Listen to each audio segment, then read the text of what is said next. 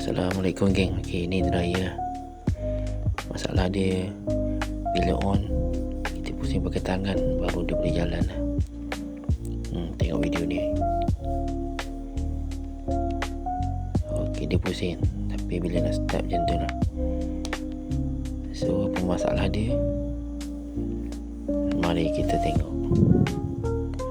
Masalah ini biasa daripada kapasitor.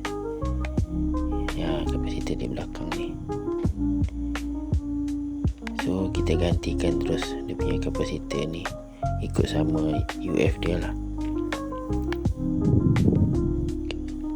Okey, selepas tukar kita test balik. On. Dia terus pusing. Tak perlu pakai tangan lagi untuk tolak dia.